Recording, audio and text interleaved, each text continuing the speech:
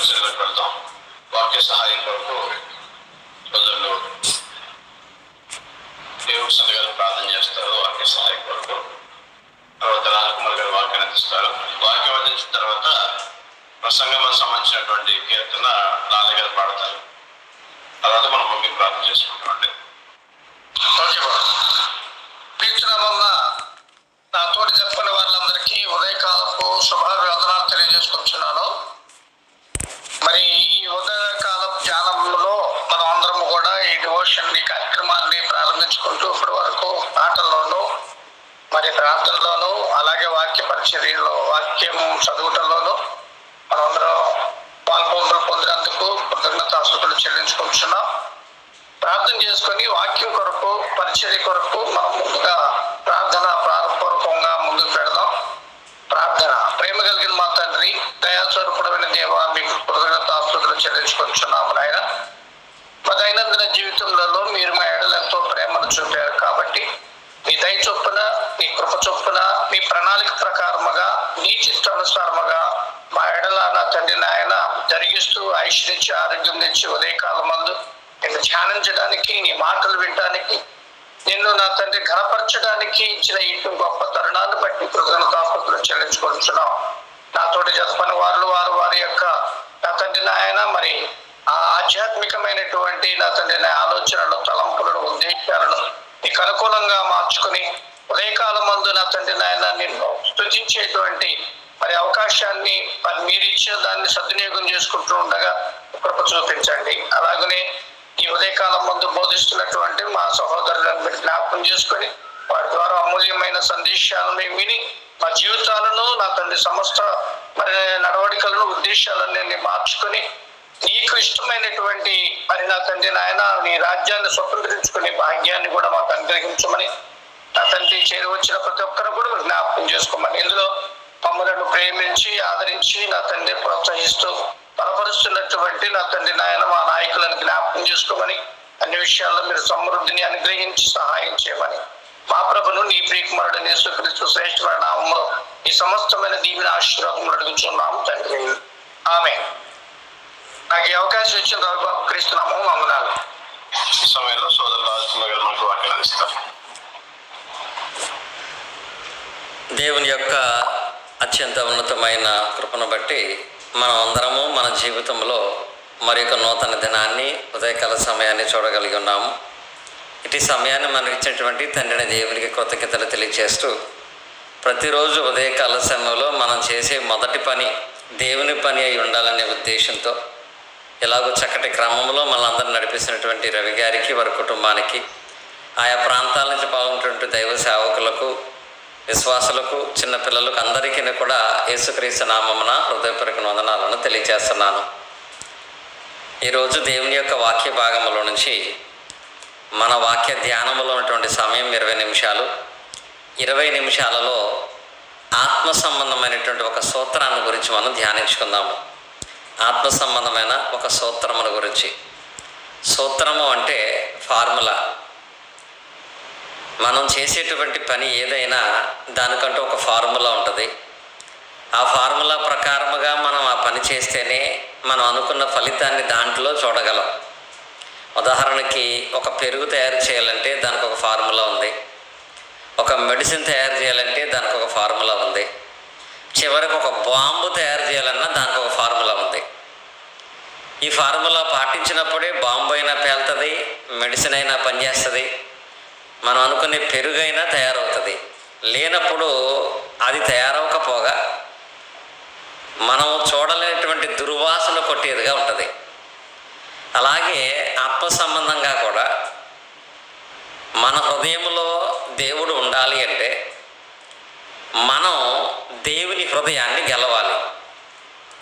ఎవరైతే దేవుని హృదయాన్ని గెలవగలుగుతారో వారి హృదయంలో దేవుడు ఖచ్చితంగా ఉంటాడు. అలా హృదయాన్ని గెలిచేటువంటి ప్రయత్నాల్లో కొంతమంది దేవుడు చెప్పిన మాటలు పాటించక వేషధారులుగా తృణీకరించబడుతున్నారు. దేవుడు చెప్పినటువంటి ఫార్ములా పాటించి విశ్వాస వీరులుగా నిలబడుతున్నారు. కనుక అలాగూ పాటించి విశ్వాస వీరులుగా నిలబడేటువంటి సూత్రం పాటించకపోతే వేషధారులుగా త్రోసివేయబడేటువంటి విధానంలో మనం పడకుండా జాగ్రత్త పడాలి అంటే యేసుక్రీస్తు వారే వేషధారులైనటువంటి శాస్త్రులు పరిచయాల గురించి మాట్లాడుతున్నప్పుడు ఆ సూత్రాన్ని మాట్లాడారు. అదేమిటి అంటే మత్తయి సువార్త 23వ అధ్యాయము 23వ వచనం. మత్తయి సువార్త 23వ అధ్యాయం 23వ వచనం. అయ్యో వేషధారులైన శాస్త్రులారా, పరిచయులారా, మీరు పుదీనాలోనూ సోపులోనూ జీలకర్రలోనూ 10వ వంతు చెల్లించి ధర్మశాస్త్రములో ప్రధానమైన విషయములను అనగా న్యాయమును, కనికరమును, విశ్వాసమును విడిచిపెట్టితిరి. వాటిని మానక వీటిని చేయవలసి ఉండెను అనే మాట ఇక్కడ వాక్యంలో చూస్తున్నాము. ఈ వచనంలో ఉన్నటువంటి సూత్రం ఏంటంటే వాటిని మానక వీటిని చేయవలెను అనేటువంటి పదాన్ని చూస్తున్నాం. ఇదే యేసుక్రీస్తు చెప్పినటువంటి సూత్రం. ఇదే అందరూ కూడా ప్రతినిత్యము జ్ఞాపకం చేసుకోవాల్సినటువంటి సూత్రం. వాటిని మానక వీటిని చేయాలి అని. ఈ వాక్య భాగంలో శాస్త్రులు పరిశీలైనటువంటి వాళ్ళు ఒకదాన్ని చేస్తున్నారు, ఒకదాన్ని చేయట్లేదు. వీళ్ళు చేసేది ఏంటంటే దేవునికి ఇచ్చేదాన్ని చేస్తున్నారు, కానీ దేవుని విషయంలో చేయవలసిన పనులు చేయట్లేదు. అంటే వీళ్ళు ఇచ్చే పని చేస్తున్నారు, దేవుని వాక్య ప్రకారముగా జీవించే పని వాళ్ళు చేయట్లేదు. కొంతమంది ఈ రోజుల్లో అయితే దేవుడు చెప్పినట్లుగా వారి జీవితాన్ని కొనసాగిస్తున్నారు, కానీ దేవునికి ఇచ్చేవాళ్ళు లేరు. కొంతమంది ఏమో ఇస్తున్నారు కానీ చేయట్లేదు, కొంతమంది ఏమో చేస్తున్నారు కానీ ఇవ్వట్లేదు. యేసుక్రీస్తు వారు ఏమన్నారంటే ఇచ్చేవాడుగా ఉన్నావా నీవు దేవుని పని కూడా చేయాలి, పని చేసేవాడుగా ఉన్నావా నీవు దేవుని పని కొరకు ఇవ్వాలి. వాటిని మానక వీటిని చెయ్యటం అనేది ఒక సూత్రం అయ్యింది. చేసే పని మానేసి నువ్వు ఎంత ఇచ్చినా ప్రయోజనం లేదు, పని చేస్తూ దేవునికి ఇవ్వాల్సిన దాన్ని ఇవ్వకపోయినా ప్రయోజనం లేదు. తద్వారా మనం దేవుని హృదయాన్ని గెలలేము. ఈ సూత్రం దేవుని హృదయాన్ని గెలిచినటువంటి ఒక వ్యక్తికి బాగా తెలుసు. ఆ వ్యక్తిని దేవుడు ఏమన్నాడంటే ఈయన నా హృదయానుసారుడు అని అంటాడు. ఈయన నా ఇష్టానుసారైన మనుషుడు అని అంటాడు. ఆయన ఎవరో ఆల్రెడీ మీకు అందరికి అర్థమై ఉంటుంది. ఆయనే దావీదు గారు. దావీదు గారు ఈ సూత్రమును ఎలా పాటించేవాడై ఉన్నాడు అంటే కీర్తనల గ్రంథములో 116వ అధ్యాయంలో 12వ వచనాన్ని మనం చదువుకున్నట్లయితే ఇక్కడ దావీదు తాను చేసేదాన్ని చేయకుండా మానకుండా ఇంకా ఏం చేయాలి అనేటువంటి సూత్రాన్ని పాటిస్తున్నట్లుగా వాక్యంలో మనం చూస్తాము. యెహోవా నాకు చేసిన ఉపకారములకు నేను ఆయనకి ఏమి చెల్లించును అనేటువంటి పదాన్ని ఇక్కడ వాడటాన్ని మనం చూస్తాము. అంటే దావీదు యెహోవాకు ఏం చెయ్యాలో తెలియనివాడుగా యెహోవాకు ఏం చెయ్యాలి అనే ప్రశ్న వేసుకోవట్లేదు. అప్పటికే దావీదు రాజయ్యాడు, రాజ్యాలను జయించాడు, పెద్దవాడుగా ఉన్నాడు. అప్పటికే రాజు అయినటువంటి దావీదు, అప్పటికే దేవుని హృదయానుసారమైనటువంటి దావీదు ఇక్కడ మరలా ఒక ప్రశ్న వేసుకుంటున్నాడు. ఏమనంటే యెహోవాకు నేనేం చేయాలి అనే ప్రశ్న కాదు. అప్పటికే యెహోవాకు ఏం చేయాలో దావీదుకు తెలుసు. అక్కడ ఆయన ప్రశ్న యెహోవాకు నేనేం చేయాలి అనగా యెహోవా చేసిన దానికి నేనేం చేయాలనే ప్రశ్న వేసుకున్నాడు అక్కడ. అప్పటికే దావీదు చేస్తున్న పనులేంటి, అవి మనం కూడా చేస్తున్నామా? దావీదు అనుకున్నట్లుగా మనం కూడా చేయవలసినటువంటి పనులేంటి అనేటువంటి వాటిని కూడా ఆలోచించాలి. అప్పటికే దావీదు గారు చేసేటువంటి పని ఏంటి? 116వ కీర్తనకు రాకమునిపే అనగా ఆయన రాజు కాకమునిపే దావీదు గారి యొక్క ప్రతి దినచర్య అనేది ఎలా ఉండేది అంటే కీర్తనల గ్రంథంలో 1వ అధ్యాయము 2వ వచనంలో ఒక పదాన్ని మనం చూస్తాము. దావీదు గారు మాట్లాడిన మాటే, దావీదు గారు రాసిన కీర్తనే. ఏమని? యెహోవా ధర్మశాస్త్రం అందు ఆనందించు దివారాత్రులు దాన్ని ధ్యానించేవాడు ధన్యుడు అనగా అప్పటికే యెహోవాకు ఏం చేయాలో యెహోవాను నమ్మినటువంటి ఒక దేవుని యొక్క ఇష్టానుసారమైన వ్యక్తిగా ఏం చేయాలో దావీదుకి తెలుసు. అనగా ప్రతిరోజు దావీదుకి దేవుని వాక్యము ధ్యానించాలని తెలుసు. ధ్యానిస్తూనే ఇలా ధ్యానించేవాడు ధన్యుడని చెప్పాడు. అదే కీర్తన గ్రంథములో 5వ అధ్యాయం మనం చూసినట్లయితే 3వ వచనములో కూడా ఒక ప్రాముఖ్యమైనటువంటి వచనాన్ని కీర్తన గ్రంథములో మనం చూడగలుగుతాము. అక్కడ ఏమని తెలియపరుస్తాడు అంటే, ప్రతి ఉదయకాల సమయమున నా ప్రార్థన నీ సన్నిధిని కాచుకుని ఉన్నది అని అంటాడు. అంటే దావీదు గారు చేసేటువంటి దాంట్లో ప్రతి ఉదయము లేవగానే రోజు అంటే తెల్లవారక మునిపే ఈయన ప్రార్థన దేవుని సన్నిధిని కాచుకునేదంట. ప్రతిరోజు ఉదయమే దావీదు లేవగానే ప్రార్థన చేసేవాడు. ఆ రోజు కొరకు దావీదు ఎదురు చూడటం కాదు, వచ్చే రోజు కొరకు దావీదు ప్రార్థనే ఎదురు చూసేదంట. ప్రతిరోజు ఉదయమున నా ప్రార్థన నీ సన్నిధిని కాచుకుని ఉన్నదని పదం ఉంటుంది. అంటే అక్కడ దావీదుకి ప్రతిరోజు ప్రార్థన చేయాలని తెలుసు.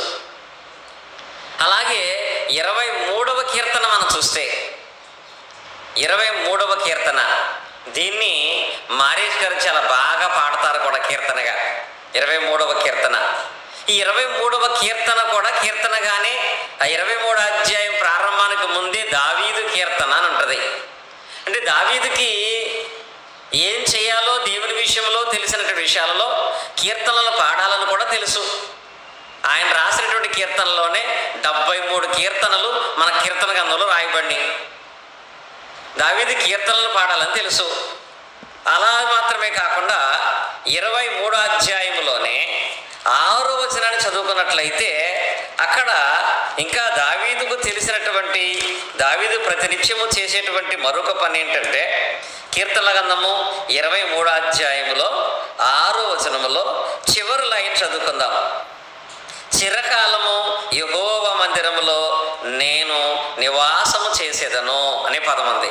అంటే దావీదుకు తెలిసినటువంటి, దావీదు చేసేటువంటి 4వ పని ఏంటి? ఎప్పుడు కూడా ఆయన దేవుని మందిరములో నివాసం ఉండేవాడు. అనగా దేవుని సమయాన్ని దేవుని కేటాయిస్తూ దేవుని ప్రార్థనా మందిరానికి సమయానుకూలంగా మందిరానికి వెళ్ళవలసిన సమయంలో ప్రార్థనా మందిరానికి దావీదు గారు వెళ్ళేవారు. అంటే ఇప్పుడు దావీదుకి తెలిసినవి, దావీదు మానక చేసేవి ఈ 4 ఉన్నాయి. ప్రతిరోజు కూడా బైబిల్ చదివేవాడు, ప్రార్థన చేసేవాడు, కీర్తనలు పాడేటువంటి వాడు, దేవుని సమయాన్ని దేవునికి ఇస్తూ దేవుని సమయమందు ప్రార్థన మందిరానికి ఖచ్చితంగా దావీదు వెళ్ళేవాడు. ఇవి చేస్తున్నాడు కదా. ఇవి కూడా చేయనటువంటి వాళ్ళుగా ఈరోజు చాలామంది ఉన్నారు. ఇవి కూడా చేయనటువంటి వారుగా, ఇవి చేయనటువంటి వారు ఎవరైనా ఉంటే వాటిని ఖచ్చితంగా దేవుని హృదయాన్ని గెలవాలంటే చేసేవాళ్ళై ఉండాలి. రెండవది, ఇవి మాత్రమే చేస్తే దేవుని హృదయాన్ని మనం గెలుస్తాము, దేవుడు మన జీవితాన్ని ఆస్వాదిస్తాడు అంటే అది కూడా సంపూర్ణం కాదు. ఇది చేయటం కూడా ఒక ఫార్ములే కానీ ఇది మాత్రమే చేయటం ఫార్ములా కాదు. అందుకే దావీదు గారికి అర్థమైంది, ప్రతిరోజు బైబిల్ చదువుకున్నా, ప్రతిరోజు ప్రార్థన చేసినా, ప్రతిరోజు కీర్తనలు పాడుకుంటున్నా, సమయానుకూలంగా దేవుని యొక్క ప్రార్థనా మందిరానికి వెళుతూ ఉన్నా, మళ్ళీ 116వ కీర్తన 12వ వచనంలో తనను తాను ఏమనుకుంటున్నాడు? నేను దాన్ని చేస్తున్నాను, చేసేదాన్ని మానక. యేసుక్రీస్తు చెప్పారు కదా, వాటిని మానక వీటిని చేయమని. కనుక ఈ 4 ప్రతిరోజు నేను చేస్తున్నాను, ఈ చేసేవి మానక యెహోవా నాకు చేసిన ఉపకారములకు నేను ఆయనకి ఏమి చెల్లింతును అనేటువంటి మరొక ప్రశ్న. అది మానకుండా ఇంకా నేను ఏం చేయాలి అనేటువంటి ఒక ఫార్ములా దావీదు ఎప్పుడు కూడా పాటించేవాడు. ఆ ఫార్ములాయే దావీదును రాజుగా చేసింది. ఆ ఫార్ములాయే దావీదును గొప్పవాడుగా చేసింది. చాలా సందర్భాల్లో మీకు జ్ఞాపకం చేశాను. గొర్రెలు కాపరగా ఉన్నప్పుడు దావీదు ఈ 4 ఫార్ములాలు పాటించేవాడు. గొర్రెలు కాపరగా ఉన్నటువంటి దావీదు ఈ 4 పాటిస్తున్నాడు కనుక ఆ దావీదుని దేవుడు రాజుగా చేశాడు. రాజుగా చేసిన తర్వాత అప్పుడు కూడా ఈ 4 చేసే వాటినే చేస్తూ ఉంటానని దావీదు అనుకోలేదు. ఈ 4తో పాటుగా ఆయన చేసిన ఉపకారానికి నేనేం చేయాలనుకున్నాడు. రాజవ్వగానే ఫిలిస్తీన్లు ఎత్తుకుపోయినటువంటి మందసాన్ని కూడా తీసుకొచ్చి ప్రత్యక్ష గుడారాన్ని కట్టించి ఆ గుడారంలో మందసాన్ని పెట్టాడు. ఈ మందసాన్ని ఎప్పుడైతే దేవుడు పెట్టాడో ఈ మనసుని ఎప్పుడైతే దావీదు పెట్టాడో వెంటనే దేవుడు దావీదుని గొప్ప సామ్రాజ్యం కలిగిన రాజ్యంగా యుద్ధాలలో విజయం సాధించే వ్యక్తిగా చేశాడు. విస్తారమైన ఆస్తిని దేవుడు దావీదుకి ఇచ్చాడు. ఎప్పుడైతే ఇంత సంపద దావీదుకి వచ్చిందో మళ్ళీ వెంటనే దావీదు నేను దేవుని కొరకు ఏం చేయాలి, ప్రతిరోజు ప్రార్థన చేసుకుంటున్నాను, పాటలు పాడుతున్నాను, కీర్తనలు పాడుతున్నాను, దేవుని మందిరానికి వెళ్తాను, ఇవి కాదు, చేయవలసింది చేస్తున్నాను. కానీ దేవుడు ఇప్పుడు చేసిన దానికి ఇంకా నేను ఏం చేయాలనుకున్నాడు, దేవునికి ప్రత్యేకమైన మందిరం కట్టడం కొరకు ఆయన కావలసిన సమస్తాన్ని సమకూర్చాడు. దేవుడు పర్మిషన్ ఇవ్వలేదు కానీ నిజంగా మందిరం కూడా కట్టేసేవాడు. అంటే ఎప్పటికప్పుడు చేసేదాన్ని చేస్తూ దేవుడు చేసిన దానికి ఇంకా నేనేం చేయాలనుకునేవాడు. కాబట్టే దావీదు దేవుని హృదయాన్ని గెలవగలిగాడు. దావీదు దేవుని హృదయానుసారుగా పిలువబడ్డాడు. మరి నేటి దినాల్లో మనం పాటించేటువంటి ఫార్ములు ఎలా ఉన్నాయి? కనీసం చేయవలసిన వాటిని సంపూర్ణంగా చేస్తున్నామా? చేసిన వ్యక్తులుగా ఉంటే మంచిదే. రెండవది, దేవుడు చేసిన దానికి మనం ఏమైనా చేసి ఆలోచన చేస్తున్నామా? అన్నిటికీ ఒకటే సమాధానమా? అన్నిటికీ ఒకటే కార్యమా? ఈ రోజుల్లో చాలామంది దేవుడు ఏం చేసినా ఒకటి చేస్తున్నాం కదా అదే చాలనుకుంటారు. దేవుడు ఏం చేసినా ఒకటంటే ఏంటి? ఆదివారం ఆరాధనకి వెళ్తున్నాను కదా, అది నా విశ్వాసాన్ని కాపాడుకోవడానికి ఆదివారం ఆరాధనకి వెళితే చాలు, ఆ ఒక్కటి చాలు, ఆ ఒకటి చేస్తున్నాను కదా. దేనికి? వాస్తవానికి మనం ఆదివారం ఆరాధనకి ఏ కార్యాన్ని బట్టి వెళ్తున్నాం? దేవుడు మానవుని జీవితంలో చేసిన గొప్ప కార్యము మానవునికి పాపక్షమాపణ కలగచేయటం. యేసుక్రీస్తు ద్వారా సర్వ మానవాళికి కూడా దేవుడు ఉచితంగా పాపక్షమాపణ కలగచేశాడు. ఇది చాలా గొప్పది. ప్రస్తుత భారతదేశ చట్ట ప్రకారంగా, ప్రపంచ చట్ట ప్రకారం కూడా చూస్తే ఎవడైనా పాపం చేస్తే, నేరం చేస్తే వాడికి ఒకటి శిక్ష లేదా జరిమానా ఖచ్చితంగా విధిస్తారు. శిక్ష లేక జరిమానా. కొన్ని సెక్షన్స్ ఉంటాయి.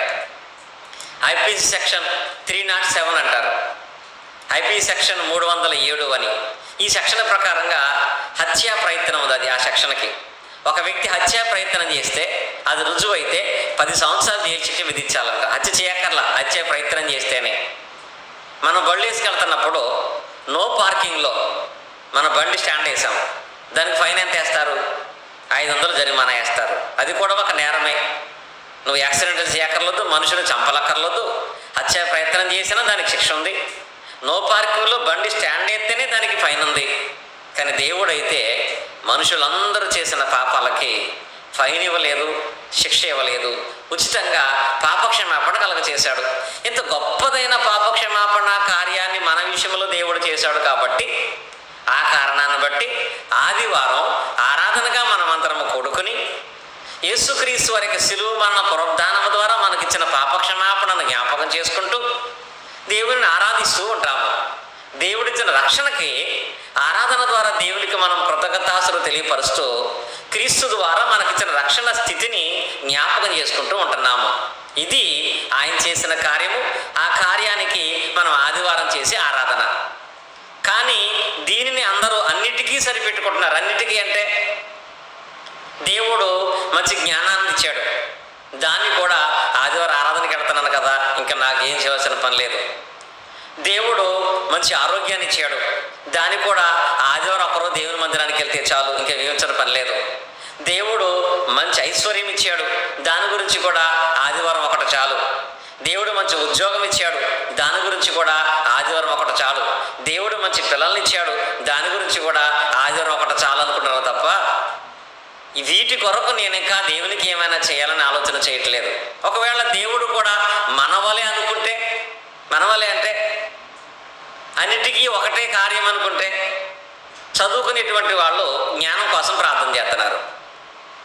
చదువుకునేవాడు జ్ఞానం కోసం ప్రార్థన చేస్తున్నప్పుడు దేవుడు పాపక్షమాపణ ఇచ్చాను కదా అనే సమాధానం ఇస్తే, వివాహమైన వారు పిల్లల కోసం ప్రార్థన చేస్తున్నారు, దానికి దేవుడు పాపక్షమాపణ ఇచ్చాను కదా అనే సమాధానం ఇస్తే, పనిచేసేవాడు ఆరోగ్యం కోసం ప్రార్థన చేస్తున్నాడు, దానికోసం కూడా దేవుడు పాపక్షమాపణ ఇచ్చాను కదా అని అనుసరిస్తే, నివాసం కొరకు ప్రార్థన చేసేటువంటి వాళ్ళు ఉన్నారు, ఇల్లు కొరకు, దేవుడు ఇంటి కోసం ప్రార్థన చేస్తుంటే దానికి కూడా పాపక్షమాపణ ఇచ్చాను కదా అంటే జ్ఞానం ఉంటుందా? పిల్లలు ఉంటారా? ఉద్యోగం ఉంటుందా? ఇల్లు ఉంటుందా? ఆరోగ్యం ఉంటుందా? దేవుడు ఆ కార్యంతో పాటుగా ప్రతినిత్యము మనకి ఏం అవసరం ఆ కార్యాలు దేవుడు చేస్తున్నాడు కదా. అలా దేవుడు ఆ కార్యాలు చేయాలంటే ఆదివారం ఒక దినాన్నే నేను చేసి అన్నిటికీ అదే సరిపోద్ది అనుకోవటం అనేది సంపూర్ణం కాదు. అలాగని ఆదివారం మానవని దేవుడు చెప్పట్లేదు. సూత్రం అంది కదా, ఏంటది? వాటిని మానక, దేవుని ఆజ్ఞ ప్రకారంగా అవి చేయటం మానక, దేవుని చిత్తాన్ని బట్టి వీటిని కూడా దేవుడు చేసిన మేలును బట్టి ఇవి కూడా మనం జరిగించేటువంటి వాళ్ళమై ఉండాలి. ఎలాగనగా, ఉదాహరణకి సమయం అయిపోతుంది కాబట్టి క్లుప్తంగా చెప్తాను నేను. రాజుల గ్రంథములో, రాజుల 2వ గ్రంథము 4వ అధ్యాయము 22-23 వచనాలు చూసినట్లయితే అక్కడ ఒక షూనేమీరాలు ఉంటుంది. రాజుల 2వ గ్రంథము 4వ అధ్యాయము 22-23 వచనములో ఆమె మానక చేసేటువంటి పనులు ఉన్నాయి. తన భర్త అంటాడు, ఆమె ప్రతి విశ్రాంతి దినాన్న ప్రార్థనకి వెళ్తుంది, అమావాస్య దినాన్న ప్రార్థనకి వెళ్తుంది. ఈమె దేవుని యొక్క ప్రార్థనా మందిరానికి వెళ్ళే పనిలో ఉంది కనుక మానక ప్రార్థనకి వెళుతూనే ఉంది. కానీ ఇక్కడ ఆమె మరలా చేసిన ఆలోచన ఏంటి? దేవుడు నాకు ఇచ్చినటువంటి అవకాశం బట్టి నేను ప్రార్థనకి వెళ్ళొస్తున్నాను, కానీ ఇంకా దేవుడు నాకు ఏం చేశాడు, దానికి నేను ఏం చేయాలి? ఇంకా షూనేమీరాలకు దేవుడు చేసింది ఏంటంటే అందరితో పాటు కాకుండా గొప్ప ధనవంతురాలుగా దేవుడు చేశాడు. అందుకే ఆ స్త్రీ ఆ రోజు నేను అందరితో పాటు చేసే పని కాకుండా దాన్ని మానకుండా ఇంకా నేను ఏం చేయాలి అని ఆలోచన చేస్తే దేవుడు నాకేం చేశాడు? మంచి ఇల్లు ఇచ్చాడు, ధనం ఇచ్చాడు. అందును బట్టి నేను ప్రార్థనకి వెళ్ళి రావటమే సంపూర్ణం కాదని చెప్పి ఆ సేవకుడికి ఆ ప్రాంతానికి వచ్చినప్పుడల్లా భోజనం పెట్టి తన ఇంటి గోడ మీద సేవకుడికి బస కొరకు ఒక నివాసాన్ని ఏర్పాటు చేసింది. ఎప్పుడైతే ఫార్ములా పాటించిందో, దీన్ని మానకుండా నేను ఇంకా ఏం చేయాలనుకుందో దేవుడు గొడ్రాలుగా ఉన్న ఆమెను తల్లిగా మార్చినట్లుగా మనం చూస్తున్నాము. యేసుక్రీస్తు పరిచర్య ముగిసిన తర్వాత కూడా మత్తయి సువార్త 27వ అధ్యాయము 57వ వచనంలో యేసుక్రీస్తు చనిపోయినప్పుడు, ఆయన చనిపోయినటువంటి స్థలమునందు శిలువ మీద యేసుక్రీస్తు ఉండగా ఆయన శిష్యులందరూ వెళ్ళి ఆయన తల్లితో సహా అందరూ ఏడుస్తున్నారు.